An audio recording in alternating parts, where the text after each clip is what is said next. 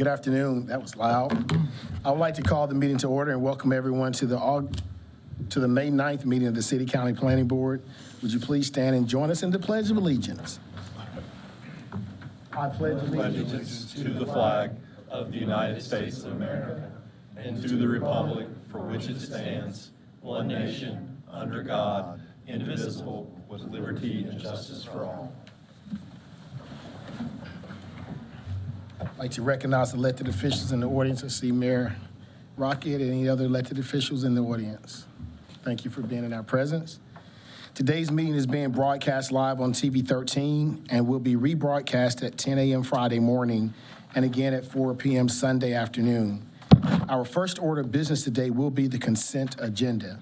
These are items for which the petitioner is requesting withdrawal or continuance, or items for which staff has recommended approval and no one has signed up to speak in opposition. For public hearings today, each side will have a total of 12 minutes. There will be no rebuttal period. Once the public hearing is closed and the board goes into work session, no one is permitted to speak unless a planning board member asks them a question. For general use zoning requests, however, the planning board must consider the full range of uses allowed in the zoning district being requested. The petitioner may not refer to a specific use for the property. However, for special use district zoning requests, the petitioner must identify the intended use or uses of the site and give specific details on how the site will be developed. Items under Section B of the agenda will require final action by the appropriate elected body, either the City Council or County Commissioners. As such, votes taken today by the Planning Board concerning these items are recommendations that will be considered by the elected bodies during their review of the requests. Before addressing the Planning Board, we will need your name, address, and zip code for the record. Our first item of business is the approval of the minutes of the April 11th and April 25th meetings. Is there a motion? Move approval. Motion by Mr. Lamb, second by Mr. Grubbs. Any discussion? All those in favor, sign of aye. Aye. Aye, oppose the same sign. That is unanimous.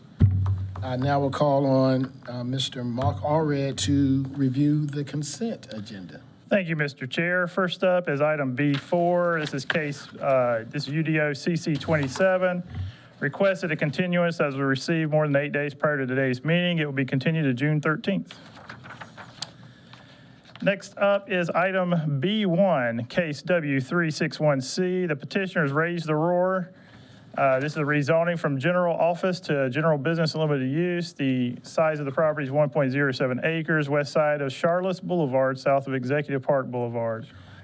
So you can see here on the location map, it's surrounded by, on the east, the south, and the west by general office. You got general business down here to the southwest, pedestrian business to the southeast.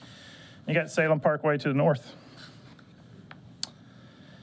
And here's the aerial. You'll see a site is developed site with a 2-story, 11,992 square foot building with a parking lot. The area plan, the Southwest Winston-Salem area plan recommends office use for this site. And the requested uses with the general business limited use align with the uses allowed in the general office zoning district. Due to the uses being requested, staff finds this request consistent with the area plan and legacy. The general business zoning district would enable additional development flexibility on the existing commercial site. Given these reasons, staff recommends approval. Any questions for staff? No one has signed up. Is anyone here opposed to this recommendation? Seeing no one, I declare the public hearing closed. What motion of the board? Mr. Chairman, I move the planning board find the request is consistent with the comprehensive plan. Second. Motion by Mr. Lamb, second by Mr. Grubbs. Any discussion? All those in favor, sign of aye. Aye. Oppose the same sign. As unanimous. Mr. Chairman, I further move the planning board recommend approval of W3616. Second. Motion by Mr. Lamb, second by Mr. Grubbs. Any discussion? All those in favor, sign of aye. Aye. Oppose the same sign. That is unanimous.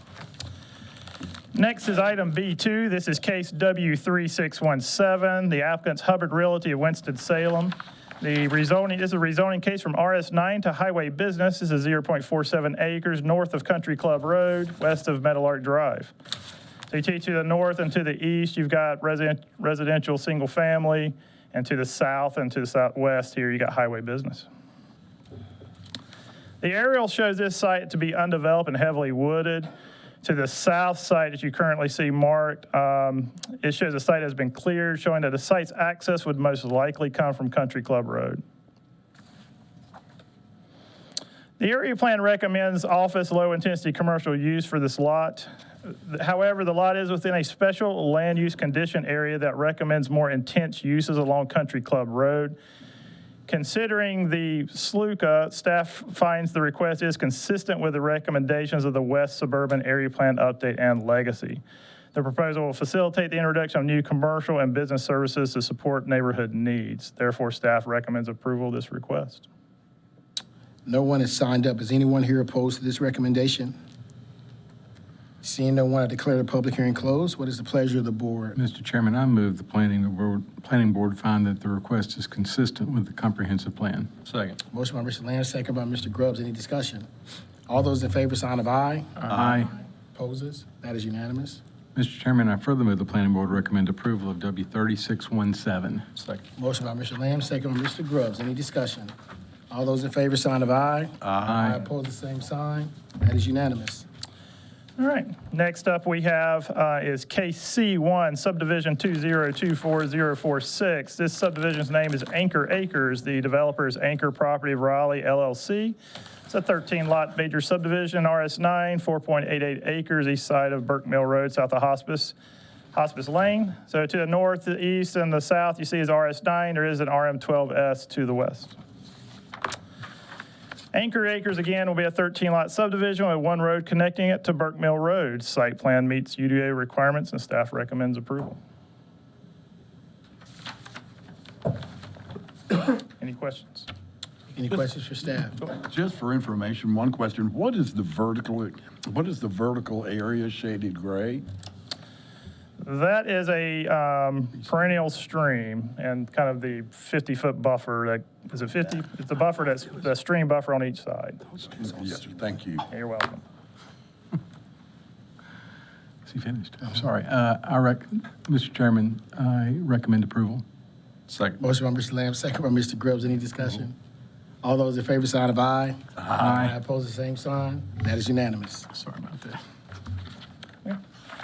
And next up we have is case D1. This is PBR 2024-05. The subdivision is going to be called Bethania Forest. The developer is Pulte Group. This is a 594-lot PRD and RS9 zoning, 243.12 acres on the east side of Bethania Road at the northern terminus of Bethania Road. So the areas that abuts RS9 in the town of Bethania is here to the kind of the north and the west. To the east and the south is Winston-Salem RS9 with a little bit of highway business down here to the southwest. Bethania Forest is 594-lot PRD, will have a density of 2.44 units per acre. There are 4 access points to this proposed subdivision located at Bethania Road, Joyce Avenue, Bethabara Road, and Queens Grant Road. There's also 2 stubs to the northeast, one located at the end of Bethania Woods Street and the other at the end of Clara Meadows Court. So this is kind of a zoomed into the Bethania Access Road subdivision. This would be phase 1 of the development. Bethania Road will have a 100-foot right turn lane leading into Allward Farm Road. There will be a 50-foot thoroughfare buffer along Bethania Road, and the rest of the PRD will have a 20-foot perimeter buffer around it. This section will have 3 active open spaces here and there. There's also an active trail that leads you to the existing pond and 2 stormwater devices. The next part of phase 1 will be the Joyce Avenue access. This will be also has that 20-foot perimeter buffer around it. 3 active open spaces, here, and here, 1 stormwater device. There is a condition that has a construction access condition. No construction traffic shall be permitted via Joyce Avenue or Queens Grant Road. Any construction traffic on Joyce Avenue or Queens Grant Road shall be limited to what is necessary to extend or improve either public street or provide interconnection with the development. Next this is part of phase 2. This is Bethabara Road access. Bethabara Road access area has a central park with a walking trail you kind of see coming through here. There is a perennial stream to the north. And again, the 2 stubs that were talked about before are in this section. There is 1 stormwater device up here in the corner. And also part of phase 2 is Queens Grant. This has 5 open spaces emphasized by a clubhouse here that's in the middle. There's also 2 stormwater devices here to the south and to the northeast with the existing pond there. The original street design that showed Queens Grant had a straight shot that you see here. What's the new design is going to calm traffic speeds coming into Queens Grant. So instead of it coming a straight shot, what you'll see is a slow down turn and of course a turn coming in. So again, the new sign will calm traffic speeds before entering the existing subdivision.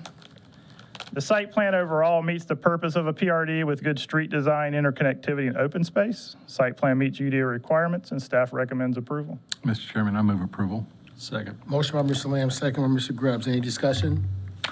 All those in favor, sign. I'm sorry. Okay. If I may, I would just like to encourage, I guess, the Transportation Department to still give this some thought in terms of ways to mitigate a significant increase in traffic along Main Street in Bethania. Make sure that's noted. So noted. Thank you. Thank you all. Previous motion and second on the floor. Any additional questions? All those in favor, sign of aye. Aye. Opposed, the same sign. That is unanimous.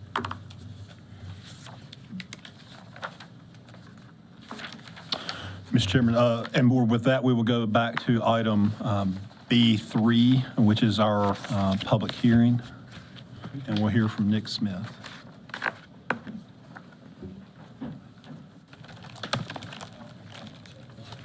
We did. That was the metal article.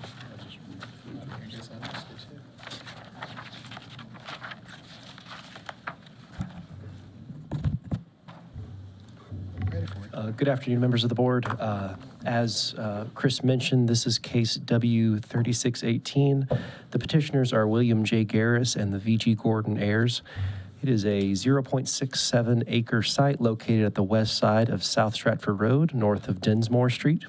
The request is for a special use limited rezoning from RS9 to general business limited use. The legacy map shows that it is in the southwest corner of Winston-Salem, located in GMA 3. One second. There we go. Sorry. Just getting the laser pointer ready. So as you can tell in the location map, it is currently surrounded to the south and west by residential single-family zoning. There are 2 highway business special use districts located to the north and south of the property, with industrial zoning located across the street. I guess just a real quick description of what those 2 HBS cases are. To the north is case W846. It has a very limited amount of low-intensity commercial uses that kind of match the area plan recommendation. So even though it is a high-intensity district, it does have some low-intensity uses as part of it. To the far south, back in 2004, a case was approved that included motor vehicle repair and maintenance as the only approved use for this southern parcel right here off of Densmore. As far as we can tell, no developments occurred until the 20 years since it's been approved. In this area, again, you can see that primarily to the west is wooded, undeveloped land. To the south is a commercial dirt storage area. To the north are some some commercial properties. And to the east is South Stratford Road, Railroad, Hope Church Road, yeah, and then industrial further to the east. Area plan does recommend low-density attached residential at a density of 0 to 8 dwelling units per acre. The property is located within the South Stratford suburban form growth corridor, which is this green line that does encompass the property. It does encourage a diverse mix of commercial, office, and multifamily uses with a suburban form at designated locations. And to the north of this map, you can see this black line right here. This black line is the boundary of the Hillcrest Activity Center. And generally, the area plan does recommend that commercial uses should be concentrated at activity centers, with office and lower intensity multifamily uses providing a transition from those commercial uses to single family uses. So for site photos, we have looking west into the subject property, the existing single family residence on site. This is looking north along South Stratford Road. The subject property is to the left. This is looking into that northern parcel that was zoned HBS. The subject property is to the left of this perspective. Looking south along South Stratford Road, the subject property is to the right, as you can see the house right there. And then this is looking south into the southern adjacent parcel containing the commercial dirt storage use. The subject property is to the right. And then this is looking east across South Stratford Road from the subject property's functional driveway. It doesn't have a driveway on site, but the one directly to the south kind of functions as the driveway from what I could tell when I was out there. In summary, the request is inconsistent with the recommendations of Legacy 2030 and the Southwest Suburban Area Plan update, primarily because the property to the south, primarily because of the commercial uses being located outside of a activity center and may encourage additional commercial development outside of that activity center. The request also places high-intensity commercial uses immediately adjacent to a potential residential subdivision to the south and west. Even though that RS9 parcel does currently host commercial uses, it could potentially be a subdivision at some point. For those reasons, staff does recommend denial, and I am more than happy to answer any questions that you all may have. Are there any questions for staff? All right, thank you. Thank you. So we will have a public hearing on case 3618. As a reminder, each side will have 12 minutes to present their case. And we will start with the proponents, Mr. David Foster. If you would step to the podium and state your name, address, and zip code for the record, please. Well, thank you for having me. My name is David Foster. I'm representing the clients who own this property. Do you want my business address? Yes, please. Business Okay. address and zip code. Okay. Mailing or Mailing is physical? fine. Mailing Well, is physical. Actually, mailing, because the Mailing? reason why we get is so So we you can can send mail it them out? information. okay. Mailing address is P.O. Box 187, Pofftown, North Carolina 27040. All right, thank you. Yep. And I guess I can begin my Yes, 12 sir. minutes. All right, perfect. Thank you. Well, again, my name is David Foster. I am the owner of Foster Realty, and I have been authorized to speak on behalf of my clients who own this property. That is Phyllis Cromer and Linda Wilhelm. They have engaged me to sell the property for them. They've had the property, they've owned it approximately 9 years at this point in time. But it was passed down and inherited from their mother. And then previously, the mother inherited it from her grandmother. So this house has basically been in this family since it was originally built. They owned a lot of the other property around it originally as well, and it's kind of been subdivided and broken off and become other things that were mostly for commercial usage as well. The only thing that's kind of left now at this point in time is this 0.67 acres, which has the house structure on it. Over the years, the property has really sat mostly vacant without anyone living in it. The last time someone did live in it, it was the owner's son, one of the owner's sons, and that was as far back as 21 years ago. So essentially, the property is just sitting there doing nothing at this point in time. It is also, you know, as we've seen over the years, we've seen a lot of the development, kind of as I mentioned before, and when they engaged me to sell this property, they asked me, is this going to sell as a house, or is this going to sell to a business? What do you think based off of its location? And my recommendation to them was, well, because the home is in such disrepair, no one has been living in it for a long time, it's got a significant amount of deferred maintenance. My recommendation to them was, I think more than likely, based off of when you look at the surrounding properties, more than likely, I don't think someone's going to purchase this home to either live in it in its current condition, and I think it's so far beyond repair for livability. I'm not so sure even a house flipper would want to come in and purchase this property to fix it up and make it available for someone to live in as far as residentially. So my recommendation was, let's take a look at changing the zoning for it, because more than likely, and I don't know, we haven't sold it yet, we haven't even listed it for sale yet, so I can't say for sure, but more than likely, a business is going to want to go there. Whether the business is going to want to rehabilitate the home and make it offices, or tear it down and it becomes something else, that we don't know, and we have no answer to that because I have not found a buyer for it yet because it's not for sale yet. But that would be my best guess of what this property will become in the near future if the zoning request is approved. And so that's why we're essentially here today asking for this change.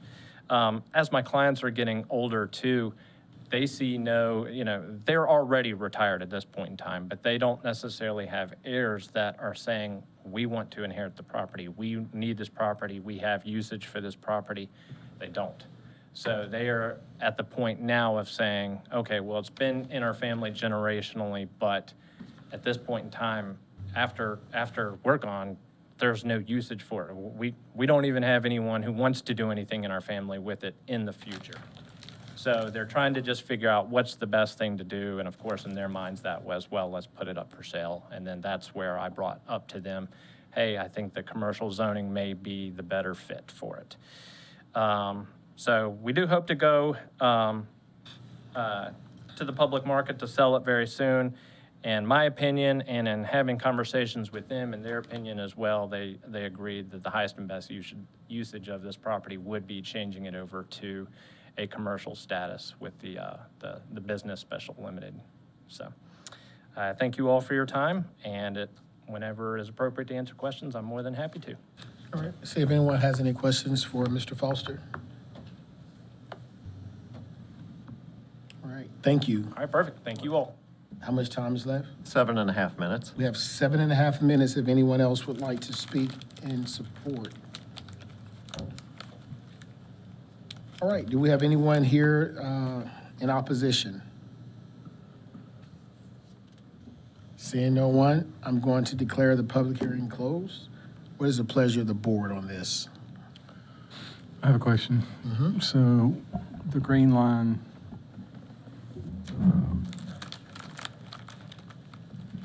so what's, again, can you state what staff uses for everything to the east of the green line running down parallel with South Stratford? So the green line. The use is not, the use is based on the color. So the orange color recommends low density attached product, 0 to 8 units per acre. The green line in this context, if you look at the proposed growth corridor, you've got rural form, large lot residential, and you've got suburban form, commercial, office, multifamily. So what that's saying is along this corridor in this area, it is appropriate for this to be developed at suburban type design. It doesn't need to be urban in form. It doesn't need to be pulled up to the street. It can be, multifamily townhomes on streets pushed back off the road. There's not a need to pull it up to the road. That's what the green represents. The recommended use out of the land use plan is the orange solid color of the parcel, which is attached residential, 0 to 8 units per acre. I hope that answers. It's more, the green is more a form of development versus use. Yeah.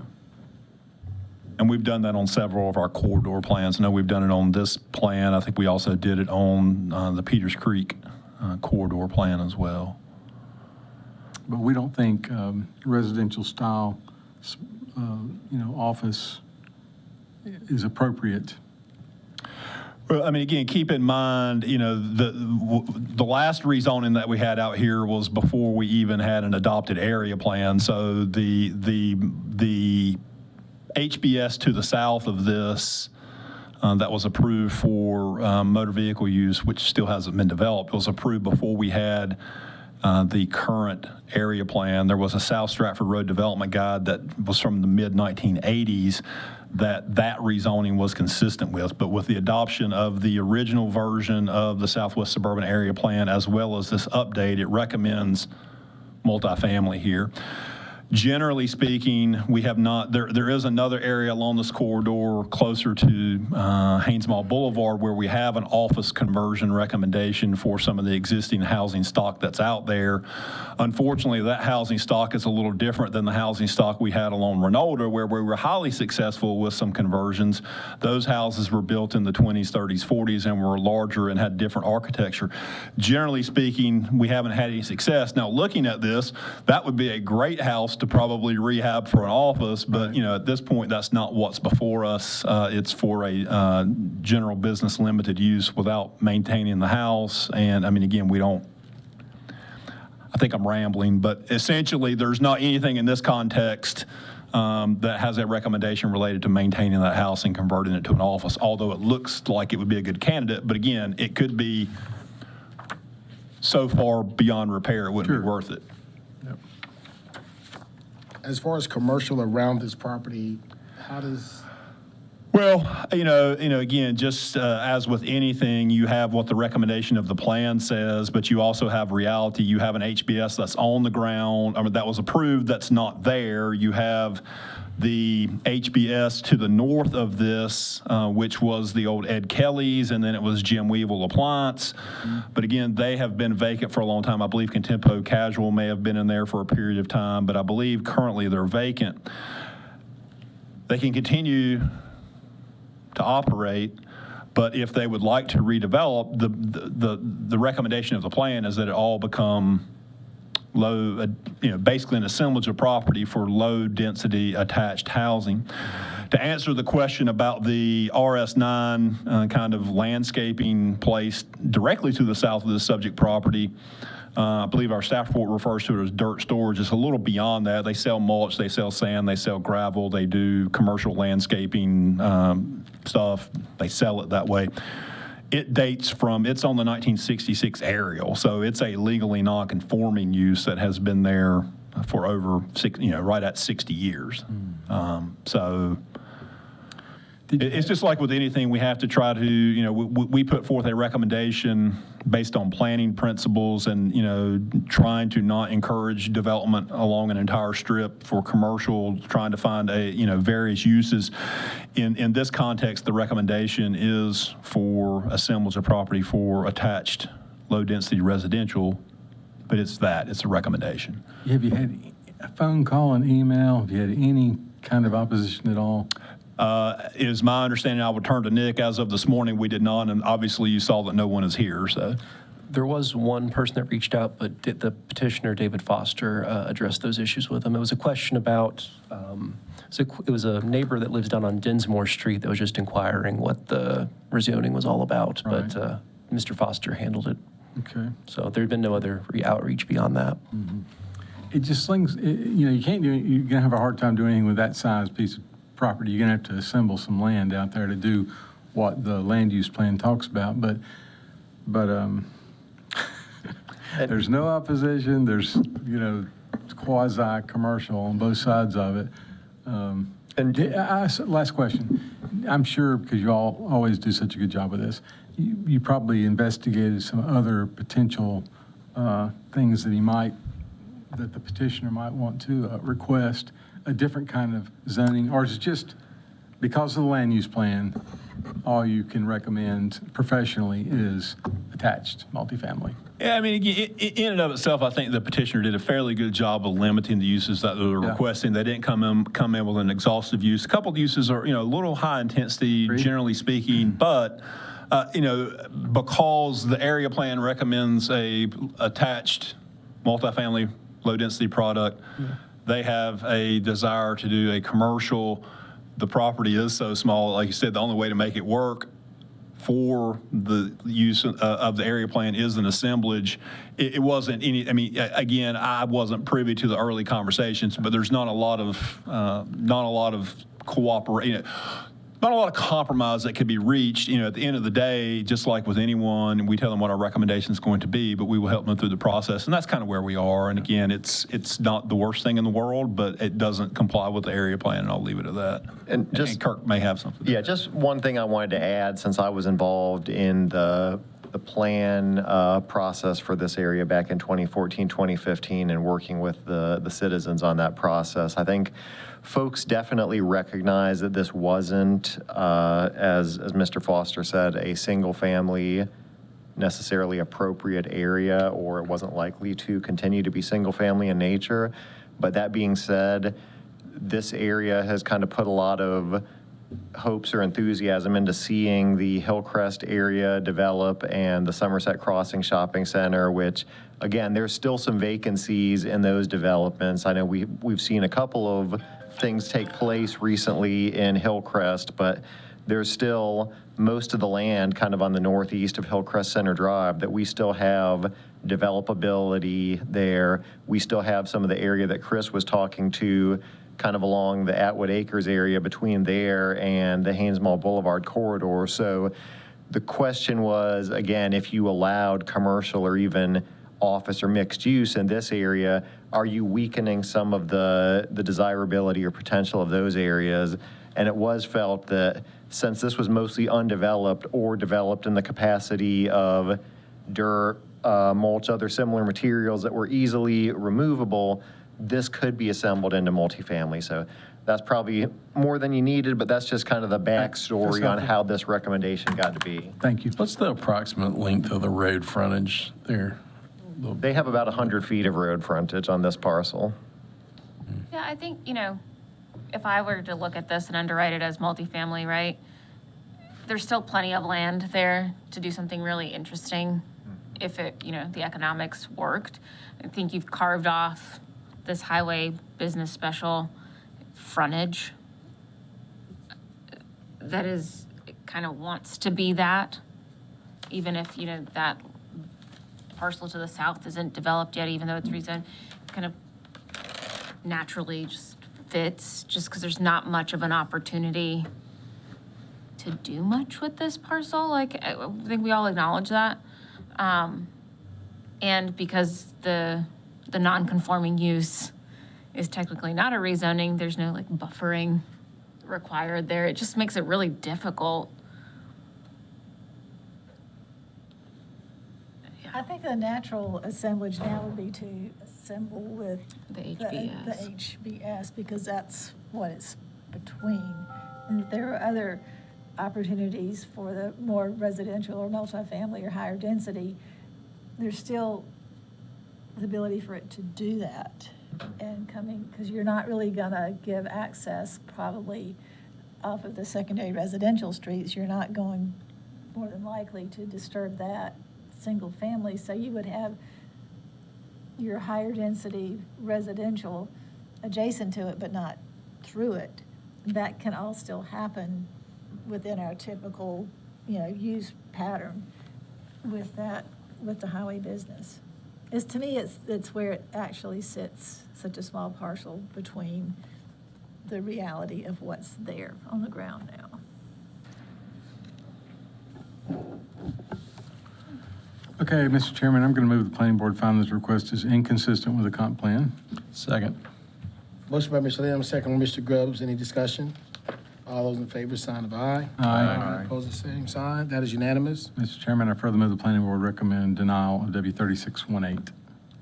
Motion by Mr. Lamb. Is there a second? Second. Second by Mr. Grubbs. Any discussion? Yes, please, for clarification, is that motion to deny the recommendation? Oh, yeah, I see what you're saying. Yeah, it's a motion to deny the petitioner's request. To reason? Mm-hmm. Okay, so to keep it residential, Correct. okay? Okay. So the motion is to keep it residential, for clarification. That wording often tricks me up. Yeah, so I see what you're saying, yeah. Thank you for allowing the question. All those in favor, sign of aye. Aye. All those opposed? Aye. Need a substitute motion. All right, so I guess we're gonna need a substitute motion. I move that the planning board recommend approval of W3618. Second. All those, if it's, any discussion? All those in favor, sign of aye. Aye. Opposed, the same sign? Passes.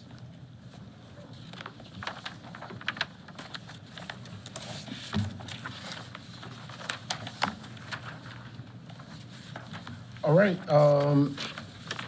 we will now move into staff report.